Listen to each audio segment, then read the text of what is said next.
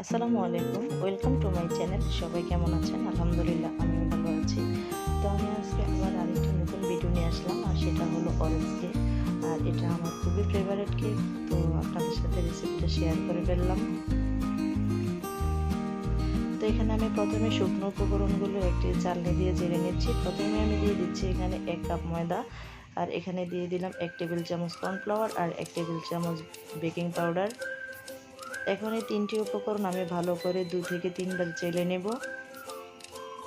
চেলে নেওয়া হয়ে গেলে তারপর আমি এই শুকনো উপকরণটাকে ঢেকে রেখে দেব। এখানে আমি নিয়ে নিয়েছি রুম টেম্পারেচারে থাকা 3টি ডিম। 3টি ডিমের সাদা অংশ থেকে আমি কুসুম আলাদা করে নিয়েছি। এখন সাদা অংশটাকে ভালো করে বিট করে নিচ্ছি। কিছুক্ষণ বিট করা হয়ে গেলে তারপর আমি এখানে দিয়ে দিচ্ছি 1 কাপ গুঁড়া চিনি। এটা শুধুমাত্র গুঁড়া চিনি, এটা আইসিং সুগার না। আর এই গুঁড়া চিনিটাকে আমি ব্লেন্ড করে নিয়েছি। আপনারা ইচ্ছা করলে পাটায়ও করতে পারেন, আবার ব্লেন্ডারও করতে পারেন। এখন আমি চিনিটাকে দিয়ে ভালো করে আমি বিট করে নিচ্ছি।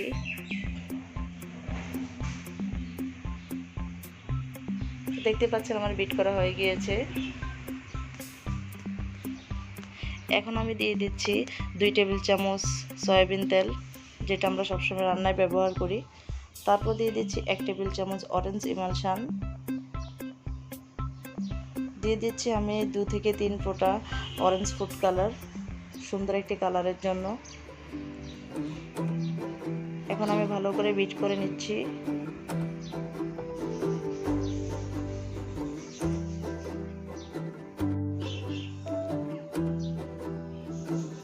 এখন আমি এর মধ্যে দিয়ে দিচ্ছি ডিমের কুসুম, আর আমি তেল ইমালশান বিট করার পরে আমি ডিমের কুসুম দিয়ে দিয়েছি।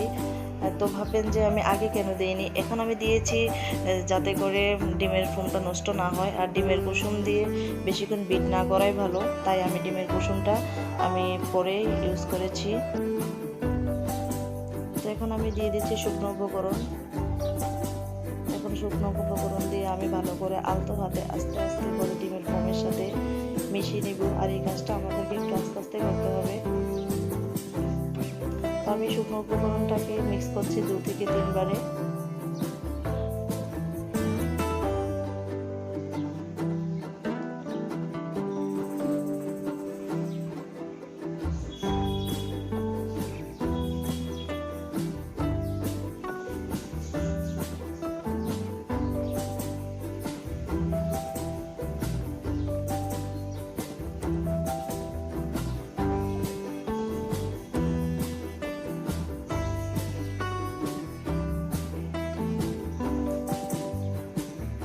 তো সম্পূর্ণ শুকনো উপকরণটা দেওয়া হয়ে গেলে আমি এর মধ্যে দিয়ে দিয়েছি 2 টেবিল চামচ ঘন করা দুধ, আর এই দুধটা কুসুম অবস্থায় আছে, তো আমি দিয়ে দিলাম। আর এই কুসুম গরম দুধ দিয়েছি এই কারণে যাতে করে কেকটা হওয়ার পরে চুপসে না যায়।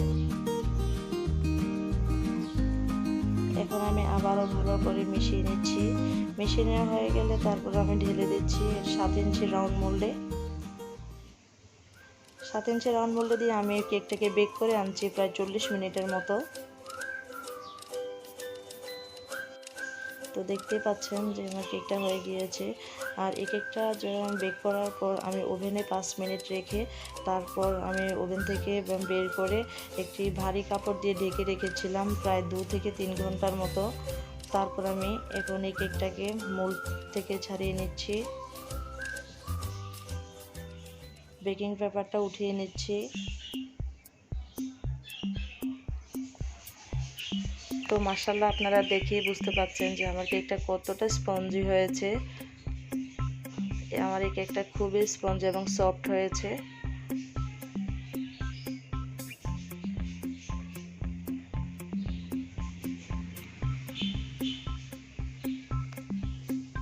তো আমি এখন এই কেকটাকে 3টি ভাগে ভাগ করে নেব।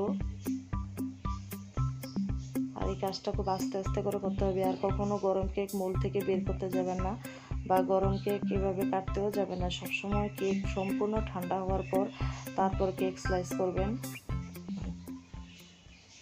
তো আপনারা দেখে বুঝতে পারছেন মাশাআল্লাহ আমার কেকটা কতটা সুন্দর হয়েছে।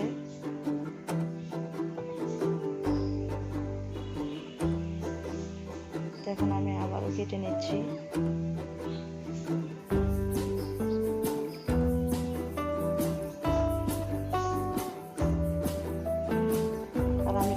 সাবধানে ধরেছি, এটা এতটাই সফট ছিল যে আমি উঠাতেও পারছিলাম না। এখন আমি আপনাদেরকে 3টি স্লাইস একসাথে করে দেখালাম। দেখুন মাশাআল্লাহ দেখতে কত সুন্দর লাগছে।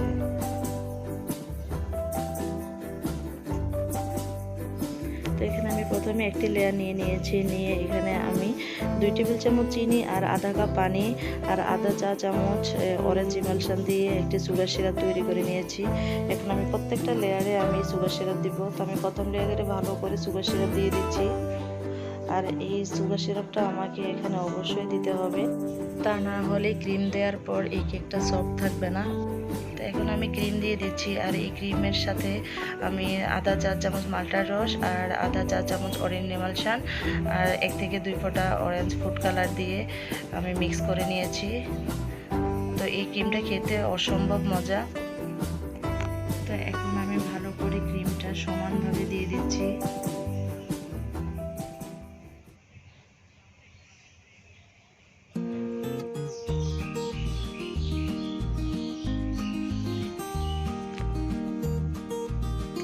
দেওয়া হয়ে গেলে এখন আমি দিয়ে দিচ্ছি দ্বিতীয় স্লাইস।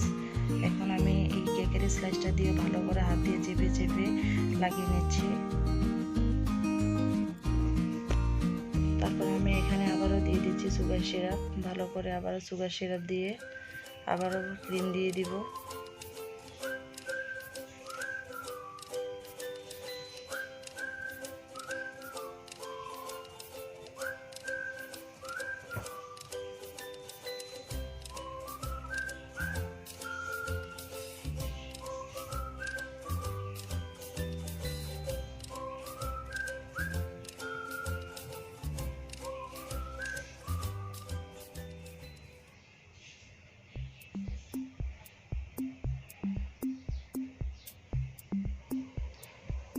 এখন আমি দিয়ে দিচ্ছি সর্বশেষ লেয়ার। আর এই কেকের নিচের যে অংশটা, এই অংশটা আমি উপরে দিয়েছি, আর এই অংশটার মধ্যে একটু সুগার সিরাপ বেশি লাগে। তো এখন আমি ভালো করে দিয়ে দিচ্ছি সুগার সিরাপ।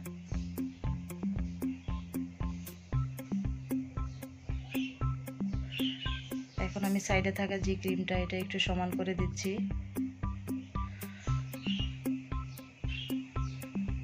সমান করা হয়ে গেলে এখন একটা আমি 5 ব্যাগের মধ্যে ক্রিম দিয়ে এখন আমি পুরাটা কেকে আমি এভাবে দিয়ে দিচ্ছি ভিডিও দেখা অনুযায়ী। এভাবে ক্রিমটা দিলে আপনার ক্রিমের ফিনিশিংটা খুব ভালো হয় আর ক্রিমটা নষ্টও কম হয়। এখন আমি পুরোটা কেকের মধ্যে আমি 5 ব্যাগ দিয়ে ক্রিম দিয়ে দিব।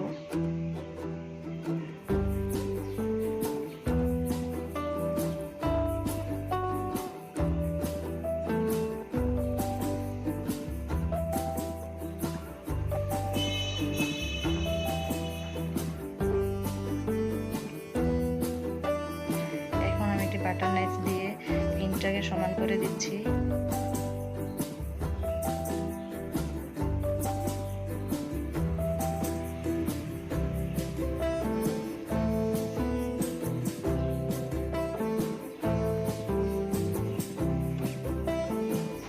এখন আমি উপরের অংশটাকেও ভালো করে ক্রিম দিয়ে সমান করে নিচ্ছি। আর এই কাজটা করতে আমার মোটামুটি ভালোই সময় লেগেছিল। তো আমি আস্তে আস্তে করে পুরোটা কেক আমি স্মুথ করে নিই। তো স্মুথভাবে ক্রিমটা লাগানো হয়ে গেলে আমি এই কেকটাকে নর্মাল ফ্রিজে রেখে দেব আধা ঘন্টার জন্য। তারপর আমি এখানে একটি জেল তৈরি করেছি। আমি এখানে 1 কাপ মাল্টার রসের সাথে 1 চা চামচ কর্নফ্লাওয়ার আর 2 টেবিল চামচ চিনি দিয়ে ভালো করে জাল করে তারপর আমি এর মধ্যে অরেঞ্জ ইমালশন আর ফুড কালার দিয়ে একটি জেল তৈরি করে তারপর আমি এই কেকটার গায়ে খুব সুন্দর করে ছড়িয়ে দিচ্ছি বাটার নাইফ দিয়ে। দেখতে পাচ্ছেন আমি আস্তে আস্তে করে পুরোটা কেকে আমি দিয়ে দেব।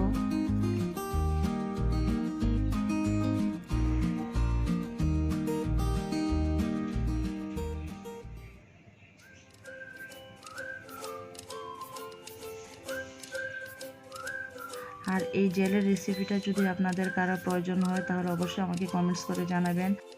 আমি চেষ্টা করব এই রেসিপিটা শেয়ার করার জন্য।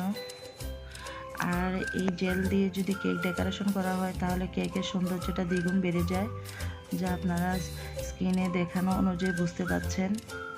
এখন আমি চামচ দিয়ে আরও ভালো করে একটু কেকের মধ্যে লাইন টেনে নিচ্ছি। সম্পূর্ণ জেল দেওয়া হয়ে গেলে তারপর আমি এই কেকটাকে ফ্রিজে রেখে দিব। তো কেমন লেগেছে আমার ভিডিও? আশা করি ভালো লাগবে। যদি ভালো লাগে আমার ভিডিওতে একটি লাইক দিবেন। আর যারা এখনও আমার চ্যানেলটাকে সাবস্ক্রাইব করেনি তারা প্লিজ আমার চ্যানেলটিকে সাবস্ক্রাইব করে ফেলবেন। আর নতুন নতুন ভিডিও পাওয়ার জন্য আমার চ্যানেলের সাথেই থাকুন। আর এক একটাকে আমি একটা স্টার নোজেল দিয়ে শুধু নিচে বর্ডার আর উপরে কিছু ফুল করে নিয়েছি। তো সময় সাপেক্ষের জন্য আমি এই ডেকোরেশনটা দেখাতে পারিনি। তাহলে আজ এ পর্যন্তই। সবাই ভালো থাকবেন, সুস্থ থাকবেন। আল্লাহ হাফেজ।